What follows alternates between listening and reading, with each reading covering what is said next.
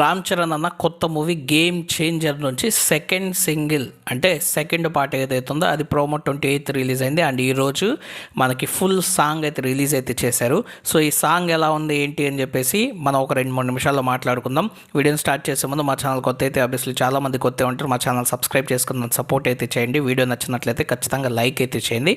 So game changer director అందరికీ తెలిసిందే శంకర్, అలాగే మ్యూజిక్ డైరెక్టర్ వచ్చేసి తమన్. ఈ సెకండ్ సింగిల్ ఏదైతే ఉందో రామ్ మచా మచా సాంగ్ రాసింది వచ్చేసి అనంత శ్రీరామ్ అన్నమాట. కొరియోగ్రఫీ చేసింది గణేష్ ఆచార్య. సాంగ్ మొత్తం కానీ చూసినట్లయితే 4 నిమిషాల 23 సెకండ్లు అయితే ఉంది. సో ఈ 4 నిమిషాల 23 సెకండ్స్లో సాంగ్లో ఒక 8 లైన్స్ ఉంటాయి అంతే.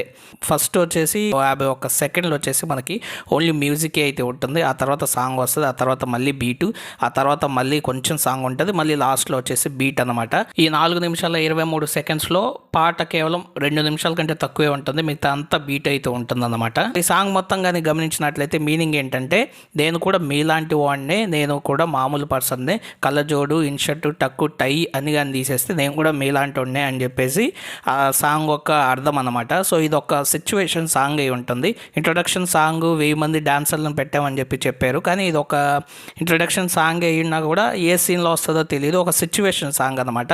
సో పెద్ద ఎక్కువ లిరిక్స్ అయితే లేదు, బీట్తో కొట్టేశారు. మేబీ 1000 మంది డాన్సర్స్ అలాగే మన ఏదైతే ఆంధ్రాకి సంబంధించిన జానపదం గురించి చూపించాలనుకున్నారేమో. సో కాబట్టి అట్లయితే సాంగ్ని అయితే రన్ అయితే చేశారు.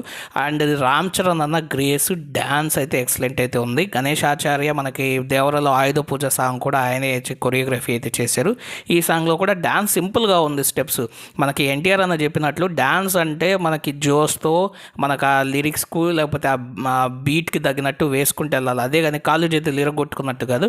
దీంట్లో కూడా స్పీడ్ డ్యాన్స్ అయితే ఉంది, మంచిగా అయితే స్టెప్స్ అయితే ఉన్నాయి. సో నాకు డ్యాన్స్ అయితే నచ్చింది. విజువల్గా సాంగ్ అనేది నెక్స్ట్ లెవెల్ అయితే ఉండబోతుందని అయితే అర్థమవుతుంది. సో మనకి ఆ సినిమాలో ఆ సీన్ వచ్చినప్పుడు సాంగ్ అయితే ఇంకా బాగా అయితే ఆకట్టుకుంటుంది. ఇప్పుడు ఇలా వినడం కంటేను మనకి రా మచా మచా రా అనేది అప్పుడు మన థియేటర్లో కూర్చొని సినిమా చూస్తున్నప్పుడు మనకి సిచ్యువేషన్ పడినప్పుడు సాంగ్ బాగా అయితే అటాక్ అయితే మనకి బాగా అయితే అర్థమవుతుంది. అలాగే మనకి ఆ సాంగ్ అప్పుడు ఓన్ చేసుకుంటాం మనం. ఇప్పుడు ఇలా చూస్తుంటే అంతగా అనిపించలేదు కానీ నాకు కూడాను, కానీ డ్యాన్స్ అయితే బాగుంది. సో వింటూ ఉంటే సాంగ్ అయితే నచ్చుతూ ఉంటుంది. నేను ఒక 5-6 సార్లు అయితే విన్నాను.